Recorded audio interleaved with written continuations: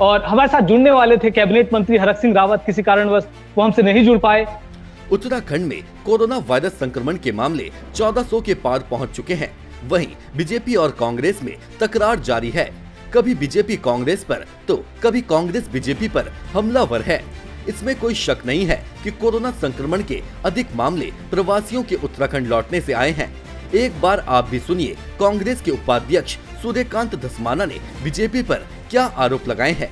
देखिए, निश्चित तौर पे ये राज्य के लिए, राज्यवासियों के लिए बहुत चिंता का विषय है। जो आंकड़े लगातार बिना थमे, बिना उसकी गति रुक के लगातार बढ़ रहे हैं। और सबसे अफसोसनाक बात यह है कि 15 दिन पहले का अगर आप आंकड़ा देखेंगे तो ये आंकड़ा 60 से नीचे था, और आज 15 दिन बाद इसका जो गिनती हो गई है 1400 पार हो गया है। 1411 अभी तक का जो लेटेस्ट बुलेटिन है उसमें 1411 संक्रमित लोग पूरे राज्य में हो गए जी। ये असल में राज्य सरकार को जो हमने सुझाव दिए थे, राज्य सरकार से जो हमने आग्रह किए थे, राज्य सरकार को हमने बताया था कि बड़ी संख्या में जो प्रवासी आने वाले हैं उन प्रवासियों को, क्योंकि अधिकांश प्रवासी जो थे वो संक्रमित राज्यों से आ रहे थे, महाराष्ट्र से आ रहे थे, दिल्ली से आ रहे थे, और मध्य प्रदेश से आ रहे थे, राजस्थान से आ रहे थे, गुजरात से आ रहे थे। देश के अलग अलग प्रांतों में उत्तराखंड के लोग हैं। तो वो लोग जब उत्तराखंड की तरफ रुख उन्होंने किया, अब उनका राज्य है, उनकी जड़ें हैं यहाँ पर, उनके घर हैं, उनके पुरखे यहाँ रहते थे। वो लोग रोजगार की तलाश में अन्य राज्यों में चले गए। अब मुसीबत में अगर कोई भी व्यक्ति होता है तो वो अपने घर को याद करता है। तो अब जब इतनी बड़ी संख्या में लोगों ने रजिस्ट्रेशन कराया, करीब 2.5 लाख लोगों ने अपना उत्तराखंड वापस आने के लिए रजिस्ट्रेशन करवाया, हमने शुरू में ही सरकार को कह दिया था कि आप इनके क्वारंटीन का इंतजाम राज्य के सीमावर्ती जनपदों में करें।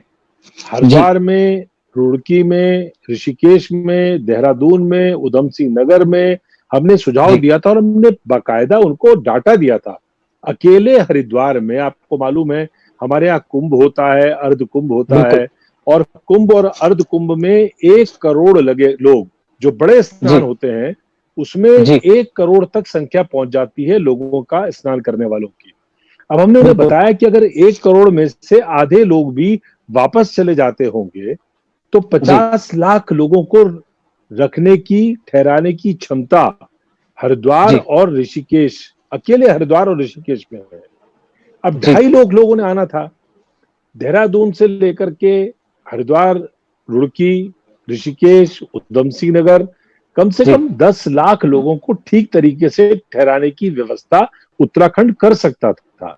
हमने सरकार से आग्रह किया। होटल सारे बंद पड़े हैं, सारी धर्मशालाएं बंद पड़ी हैं, कोई सीजन नहीं है, इस समय सारे लोग यहाँ पर एडजस्ट हो सकते हैं, तो आप इनको अधिग्रहित करके बाकायदा एक पूरा योजना बनाइए। और 2.5 लाख लोग एक साथ तो आएंगे नहीं, धीरे धीरे करके आएंगे, 2-3 महीने में आएंगे। आप इन 2-3 महीने में उनका 14 दिन का क्वारंटीन करने का इंतजाम इन जिलों में कर दीजिए। कोरोना आपका यहीं रुक जाएगा, सीमा पे ही रुक जाएगा। जो लोग संक्रमित होंगे उनका इलाज हो जाएगा, जो संक्रमित नहीं होंगे उनको क्वारंटीन के बाद, टेस्ट के बाद ऊपर जाने दीजिए। लेकिन सरकार ने हमारी सुनी नहीं, जिसके कारण जो लोग पहुंचे, आपने सीधा उनको देहरादून के अपना sports college, Maharana Pratap sports college में उतारा। किसी को रिखणीखाल भेज दिया, किसी को धुमाकोट भेज दिया, किसी को पोखड़ा भेज दिया, किसी को मोरी भेज दिया। अब धीरे धीरे 15 दिनों के अंदर जब ये प्रवासियों के आने की गति बढ़ी तो आप देखेंगे उत्तराखंड में 65 का जो आंकड़ा था वो आज 1400 पार हो गया। इसको हम ब्रेक लगा सकते थे, इसको हम रोक सकते थे, और हमने प्रयास नहीं किया। सरकार ने हमारा सुझाव नहीं माना, हमारी सलाह नहीं मानी। असल में दिक्कत क्या हो गई? दिक्कत ये हो गई कि पहले दिन से ही सरकार कोरोना की लड़ाई को जो लड़ रही है वो राजनीतिक दृष्टिकोण से लड़ रही है। वहीं सरकार की कार्यप्रणाली भी सरकार पर कई सवाल खड़े करती है। नेशन 1 ने एक डिबेट में हरक सिंह रावत को आमंत्रित किया था, जिसके बाद उन्होंने फोन नहीं उठाया। क्या हरक सिंह रावत पत्रकारों के सवालों से डर गए हैं? मृत्यु कर सकता है। मैं नेशन 1 के दर्शकों को बताना चाहता हूँ, हरक सिंह रावत कैबिनेट मंत्री जुड़ने वाले थे, किसी टेक्निकल की वजह से अभी तक नहीं जुड़ पा रहे हैं। हम लगातार उनसे कोशिश कर रहे हैं जोड़ने की, जल्द से जल्द वो जनता के बीच में आए और अपने जो सरकार का जो पक्ष है वो जनता के और प्रदेश के सामने रखें। धस्माना जी, क्या रावत जी से बात हो गई थी क्या कि मैं जा रहा हूँ डिबेट में, आप नहीं जाएं, तो फिर आपस में कहीं वो ना हो जाए? नहीं, मैं तो आपको मालूम है, आपने मुझे 10:30 का टाइम दिया था, आप 2 मिनट आप ही लेट हो गए। मैं तो बैठा हुआ था तैयारी में। मैं तो चलिए धस्माना जी, बहुत शुक्रिया नेशन वन से बात करने के लिए। मेरे मित्र हैं हरक सिंह जी, हमारे परम मित्र हैं, राज्य के वरिष्ठ नेता हैं, और वो आते तो बहस होती है, हम तो स्वस्थ बहस करते हैं। और हमारे साथ जुड़ने वाले थे कैबिनेट मंत्री हरक सिंह रावत, किसी कारणवश वो हमसे नहीं जुड़ पाए। कोरोना के बढ़ते मामले कहीं न कहीं उत्तराखंड सरकार पर कई गंभीर सवाल खड़े करते हैं। जिस प्रकार से मुख्यमंत्री त्रिवेंद्र सिंह रावत एक रात में फैसला लेते हैं और दूसरी रात उस फैसले को बदल देते हैं, वह भी सरकार की लाचारी को बयां करता है। इसको लेकर कई बार सोशल मीडिया पर युवाओं ने मुख्यमंत्री त्रिवेंद्र सिंह रावत को खरी खोटी भी सुनाई है। इन दिनों राजधानी गैरसैंण का मुद्दा भी अपने चरम पर है और विपक्ष भी इस मौके को हाथ से नहीं जाने देना चाहता। गैरसैंण राजधानी बनाए जाने के बाद विपक्ष ने उत्तराखंड सरकार पर कई सवाल भी खड़े किए हैं। हालांकि सवाल खड़े करने से पहले विपक्ष को ये भी सोचना चाहिए कि उनकी सरकार के सामने भी केवल जनता से खाली वादे ही हुए हैं। पूर्व सीएम हरीश रावत ने मुख्यमंत्री त्रिवेंद्र सिंह रावत को इस फैसले के लिए बधाई तो दी है, लेकिन साथ ही सवाल भी किया है कि आखिर स्थायी राजधानी है कहां?